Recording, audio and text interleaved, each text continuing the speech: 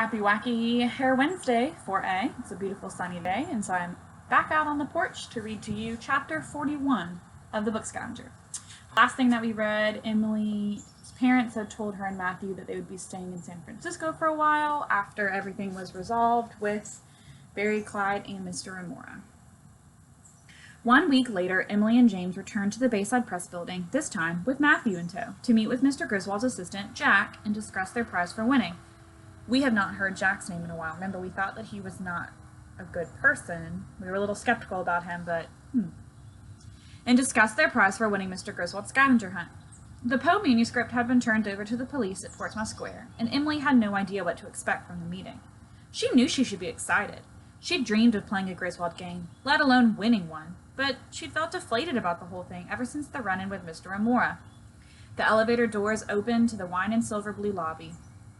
"Did a giant barf cotton candy in here, or what?" Matthew said. Jack leaned against the receptionist's desk, waiting for them. Just like the first time they met him, he was wearing an Argyle sweater vest. Jack greeted Emily and James with hugs and a handshake for Matthew. "Follow me," Jack said, ushering them down the hall. "He's eager to talk with you." "He who?" Emily asked. Jack stopped in front of a set of double doors. It had only just registered that this was Mr. Griswold's office when Jack pushed the doors open, and there was Mr. Griswold himself. He sat in a wheelchair, striped in Bayside Press colors, and admired the golden hair medallion still on display around the bust of Poe. Was she hallucinating? "No way," James said. "Old book dude," Matthew called out. Emily slugged her brother and then fiddled with the pencil in her ponytail. Her palms felt sweaty, and she wiped them on her jeans. Mr. Griswold wheeled himself closer and smiled, his bushy mustache lifting up at the edges. He looked exactly like his photo in the newspaper clipping, but less gray. "You must be Emily, James, and Matthew. A pleasure to meet you three. Emily, I understand you have been a loyal book scavenger user over the years." "You're not in a coma," Emily blurted, then mentally slugged herself. She daydreamed about this moment forever, and that was how she greeted her idol? Mr. Griswold chuckled. Come in, come in." He wheeled back and gestured to the couch nestled between bookcases. "We have a lot of catching up to do, don't we?" As Emily, James, and Matthew seated themselves in Mr. Griswold's office, Jack perched on the arm of the couch and launched into an explanation. "The police suspected from the beginning that the BART station attack was premeditated," he said, "largely because none of Mr. Griswold's personal belongings were stolen. Except one important one," Mr. Griswold added with a wink. While Mr. Griswold had been in a coma, there had been a security breach at the hospital, and people feared his life was still at risk, so he had been secretly relocated. Hospital staff noticed that he was missing, and a rumor spread that he had died, which his team decided not to address until his health stabilized. Hearing this, Emily realized that the book scavenger user Captain Overpants, the one who'd claimed to work in Mr. Griswold's hospital, hadn't been making up the rumor that he'd gossiped about. "I remember encountering those two men in the BART station, and then the next thing I know, I'm waking up a month later in a strange place with an incredible headache and no recollection of how I got there or any awareness of how much time had passed." Jack had been there filling me in on all that had transpired, and boy, has a lot transpired. Mr. Griswold's eyes crinkled with kindness as his gaze settled on Emily. "I'm setting the record straight about my, vitality this afternoon. But after all you've been through, I wanted you to hear the news directly from me first." Emily's mouth hung open. She wasn't sure if she'd closed it once or even taken a breath the entire time Mr. Griswold and Jack had been talking. A mixture of relief and awe swirled inside as she processed that Mr. Griswold was sitting right in front of her.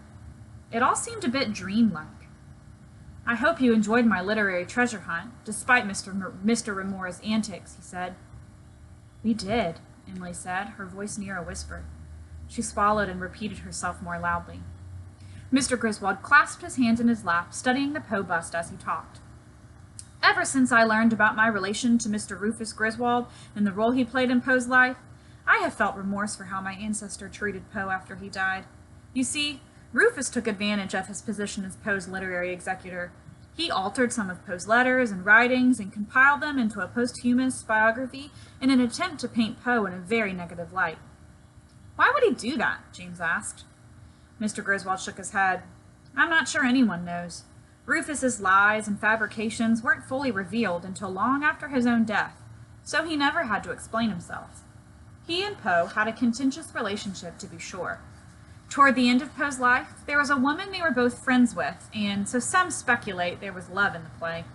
Mr. Griswold shook his head once again. I don't know the why, but to go out of your way to spread lies about someone after he's passed away? Well, I can only imagine what a sad and bitter man my great-great-great-grandfather must have been.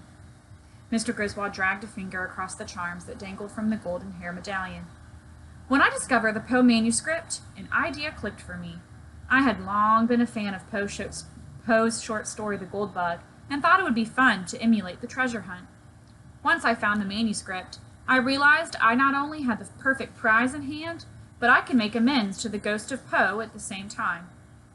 Something that had been bothering Emily for the last week was nudged free as she listened to Mr. Griswold speak. What about Mr. Remora? Mr. Griswold sighed sadly. Yes, Mr. Remora. I'm so sorry about Leon. I had no idea he could be capable of so much awfulness. He grimaced, his mustache folding into the deep lines of his face. He knows books and literary history incredibly well.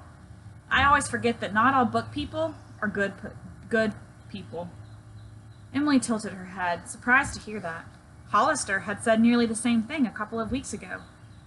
Mr. Griswold continued, I feel like I should have known or seen red flags, but when I have a game in the works, I can get obsessed, Jack offered. Mr. Griswold smiled. I was going to say hyper-focused. I get so intent on orchestrating my plans and keeping them a secret that I suppose I have a tendency to stop observing what's really going on around me. Like losing yourself in a good jam, Matthew said. Exactly. Mr. Griswold punctuated the word with the tap of his finger against the wheelchair arm. Emily wasn't still completely satisfied. Mr. Remora, he said that he found the Poe manuscript. He said that he deserved to be partners with you. 50-50. That is in the middle of the chapter, but we are going to stop there.